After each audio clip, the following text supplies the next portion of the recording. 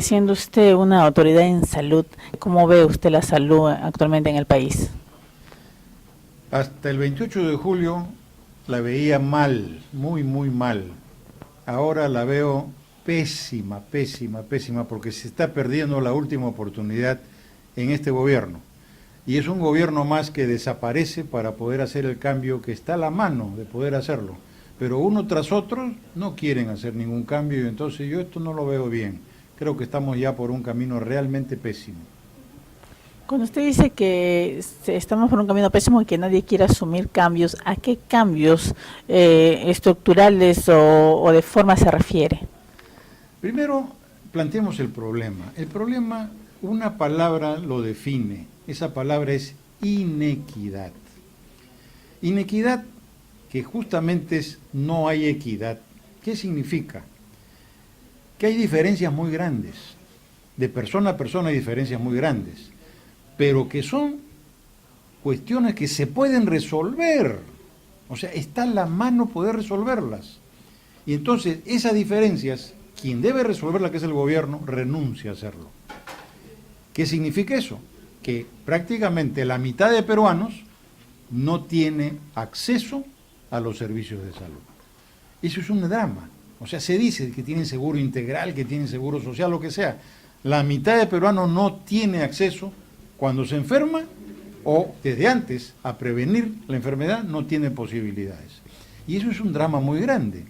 Entonces, si usted me pregunta qué hay que hacer para que esto se pueda resolver, son tres grandes problemas. Y le voy a decir en qué orden. Primero, modernizar el financiamiento. Segundo, organizar un sistema de salud eficiente. Y tercero, toda la problemática de recursos humanos.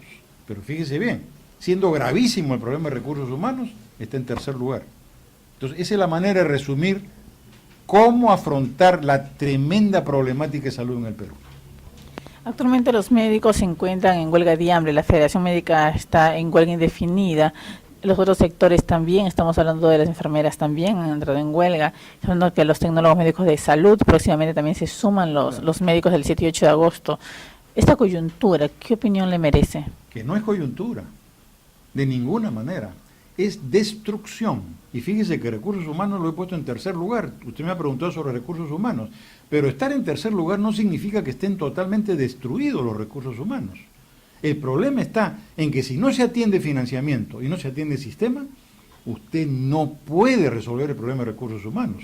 Por eso no lo ponemos en primer lugar, porque el recurso humano debería ser lo primero. Sí, es lo que hace todo al final, pero ahora depende del financiamiento y depende del sistema.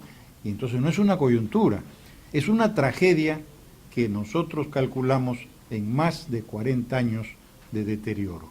40 años es 4 décadas, más de 4 décadas de deterioro. Fíjese usted lo que le digo, ¿cómo va a ser coyuntura?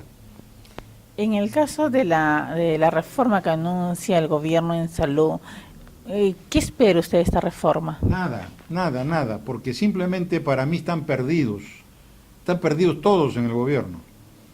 Ellos no se dan cuenta que si no reforman el financiamiento, que lo diseñó hace ya 77 años, 78 años, Edgardo Rebagliati, y que debió cambiar hace 40 años, si eso no se afronta, no hay nada que hacer. Usted no puede seguir en el Perú con un financiamiento diseñado hace 78 años. No puede.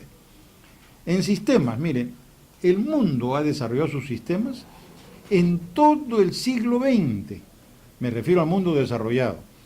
Y los países que no desarrollamos nos hemos quedado hasta ahora. Pero hay tantas cosas que ni siquiera el Perú es capaz de evaluar su sistema de salud.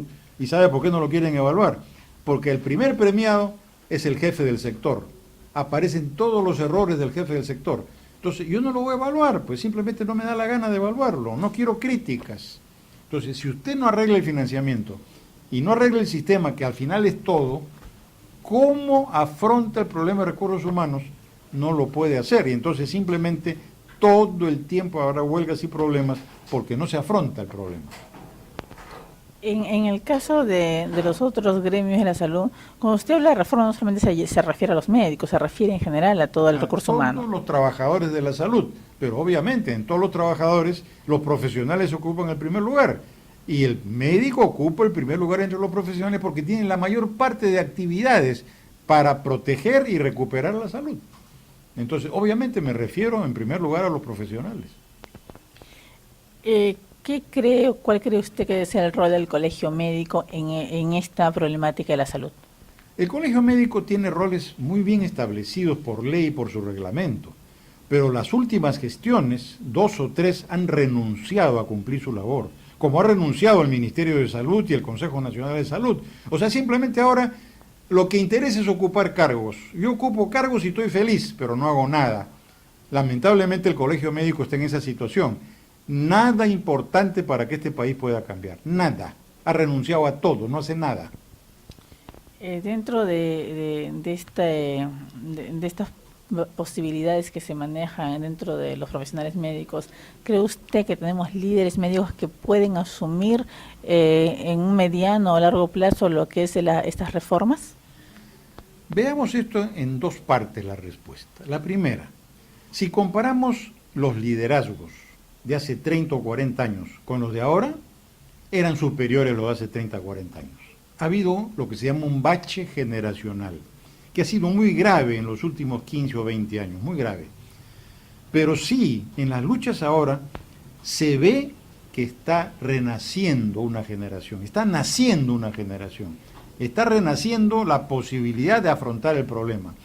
Y yo pienso que todavía es muy prematuro para decir que va a tener éxito, pero yo creo que bien encaminada sí lo va a tener, porque debería encaminarse bien ante la necesidad que se ha creado de ellos mismos, de los propios profesionales. Yo creo que deberían hacer un gran liderazgo. Dentro de los que usted ha podido observar, ¿se atrevería a mencionar algunos nombres? No, de personas no, pero sí le puedo decir de entidades, ¿no es cierto? Primer lugar, Federación Médica Peruana y algunos dirigentes de la Seguridad Social. O sea, no toda la Seguridad Social está bien encaminada. La Federación Médica la veo muy bien encaminada, pero distingamos encaminar que tener ya logros dirigenciales. Para mí, si van siguiendo el camino que han emprendido, van a tener éxito, pero si no lo siguen, un nuevo fracaso. Nombres no puedo dar. Es muy pronto para decir fulano ya asumió un liderazgo. No lo tienen todavía. ¿Cuál es en todo caso el mensaje a esta nueva generación de médicos líderes que usted podría brindarles?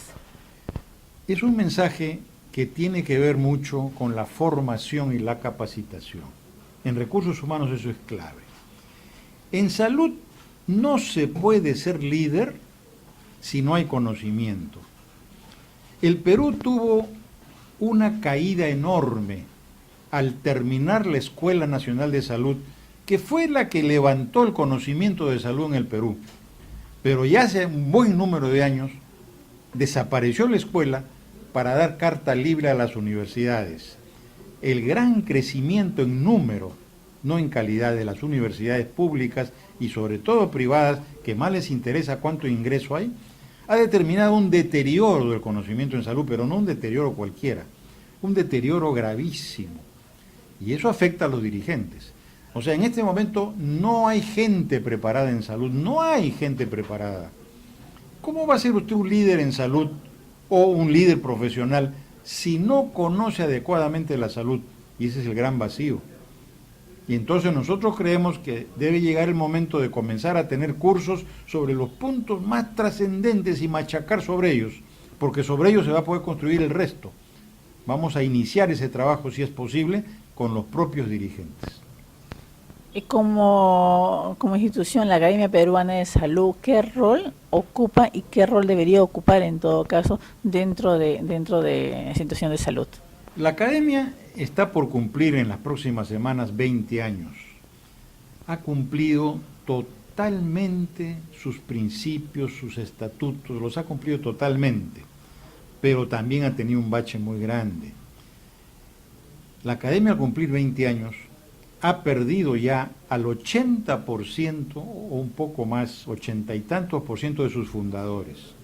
Y si yo le digo que en ese lapso no ha habido formación, ha entrado mucha gente que carece de formación. Entonces, los principios de la academia que se siguen cumpliendo han perdido fuerza. Y esto abarca el área económica y administrativa, porque al no identificarse la gente con principios y con la salud, entra a la academia por otros motivos. Entra porque le gusta la salud, o porque quiere tener puntaje, o porque quiere ser importante. Pero un buen porcentaje ya no produce lo que debe producir. Entonces, no es un problema institucional, es un problema de la nueva gente que ha entrado que no tiene la formación adecuada. Y que ¿cómo se manifiesta en la institución? En debilidad institucional progresiva, cada vez más débil en todo, porque no tiene fuerza para seguir adelante por el cambio generacional. Ese es el mayor problema que tiene. Pero si comparamos con los primeros años a los de ahora, está declinando como declina todo el país. Pero si usted me hace la pregunta en el gobierno ya cayó hace 30 años y no se levanta, cada vez peor. Todos los gobiernos sin excepciones, no hay uno que salga adelante. Y encima el mercado se ha comido todo. Y en la salud el mercado significa suicidio. Usted en un país como el Perú no puede suicidarse con normas del mercado, con gente que no puede entrar al mercado, entonces usted la abandona. Y si usted quiere dar programas de tipo regalo, como los actuales, eso es una falsedad total. El que regala no construye nada. Regala por un tiempo breve minucias que no sirven para nada y no forma. Esos programas son suicidas, totalmente suicidas, los que este gobierno está haciendo. Doctor, la bonanza en el país se produjo por un liderazgo en construcción. ¿Cuál sería su pronóstico si este se aplicara a la salud? El pronóstico pasaría de malo a regular y con el tiempo a bueno. Y si ese fenómeno no se da, que es alta la probabilidad, vamos a seguir sumando décadas. Ahora son más de 40 años, van a ser más de 50, más de 60, y el país irá cada vez más abajo. Ya vamos al final de la tabla en toda América. ¿Qué actividades o qué acciones está haciendo la Academia Peruana de Salud? ¿Cuál es la función de la Academia Peruana de Salud y en todo caso cómo aportar a esta problemática? La Academia ha aportado muchísimo. Mire, lo primero que ha aportado es una obra que no existe en el mundo. Es la enciclopedia Historia de la Salud en el Perú. No existe en todo el mundo, ya lo hemos averiguado. ¿Cuántos peruanos han leído la enciclopedia? Yo no creo que más de 50. Fíjese usted, más de 50 no han leído siquiera una partecita chiquita. Nada, no leen nada. Y ese es el aporte número 1 de la Academia. El número 2 son sus pronunciamientos, sus opiniones sobre leyes, sobre proyectos de ley, su revista, en fin, una serie de acciones que tiene y que se leen por internet, se leen un poco, pero igual se leen muy poco. Entonces, ese es un aporte que está en mesa y que no es bien aprovechado. Y después, ahora nos interesa mucho la capacitación. Vamos a entrar en serio en la capacitación porque creemos que es el principal problema del Perú hoy día en salud. Gente, no digo discapacitada, porque se puede interpretar de otra manera, pero el término sí puede apreciarse en ese ámbito, ¿no? La capacitación es una discapacitación, definitivamente, y así no vamos a llegar a ninguna parte. Por tanto, creo que la labor principal de la Academia va a venir ahora en este campo de capacitación. ¿Quiénes pueden integrar la Academia Peruana de Salud? En general, profesionales interesados en la salud, y mucho mejor si conocen algo de salud, porque solo venir porque son interesados en la salud no se aporta mucho. Con profesionales del campo de la salud, la entrada es para el que quiera realmente hacer algo por el Perú. Finalmente, doctor, ¿cuál sería el llamado al gobierno ante esta situación que está viviendo los médicos de la Federación y en general próximamente pues a esta situación caótica que está viviendo la salud? Es un llamado que hasta ahora ningún gobierno ha entendido. La única solución se llama concertar para lograr una política de Estado en salud. Política de Estado significa que se acabaron las políticas de gobierno. Mire, si hay una palabra para políticas de gobierno castellana, mamarracho. Todas. Mamarrachos una tras otra. ¿Cómo se sale? Señor, vamos a dialogar, vamos a concertar y vamos a ponernos de acuerdo en las políticas del Perú, del Estado peruano. Si un gobierno quiere hacer eso, que nombre gente, aunque no sepa nada de salud en el Ministerio de Salud, pero dispuesta a dialogar sobre lo que este país requiere. Si la gente quiere dialogar, las puertas estarán abiertas para todos y por tanto para la academia. Trabajaremos, colaboraremos, con toda seguridad lo vamos a hacer, pero de ninguna manera con gente arrogante, con gente que se cree una maravilla, que se entrevista todos los días en RPP, en los periódicos, en todas partes, y que no habla más que tonterías todo el día.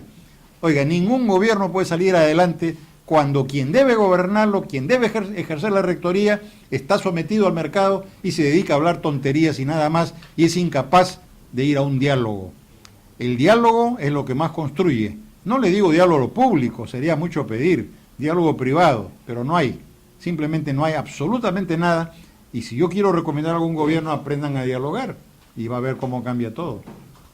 ¿Y a la población qué le diría? A la población que están pagando todos los platos rotos, porque hoy día el Perú, después de haber pasado por un momento económico adecuado y que no se ha perdido completamente, debería ya tener un acceso a la salud muy superior.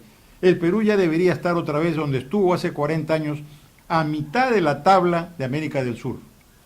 ¿Por qué no podemos estar a mitad de la tabla de América del Sur? Por supuesto, pero parece que aquí todo el mundo quiere estar al final, y eso significa más enfermos, más muertos, menos posibilidades de acceder a la salud cuando uno está enfermo, y eso es una tragedia que lamentablemente el pueblo peruano no se da cuenta porque tampoco tiene mayor formación en este campo, y eso no lo va a lograr de la noche a la mañana.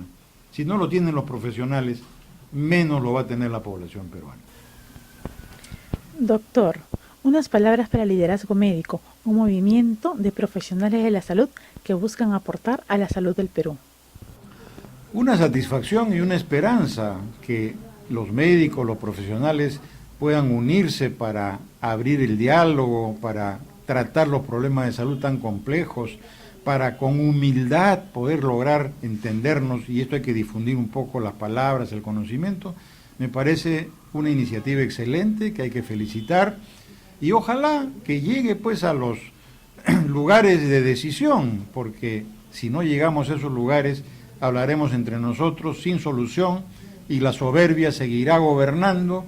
Saben mucho pero no hacen nada, y entonces la única posibilidad es que la unión de la población, de los profesionales a través del diálogo pueda llegar a algo constructivo. Así que mis felicitaciones y mantengamos la esperanza de que esto pueda cambiar.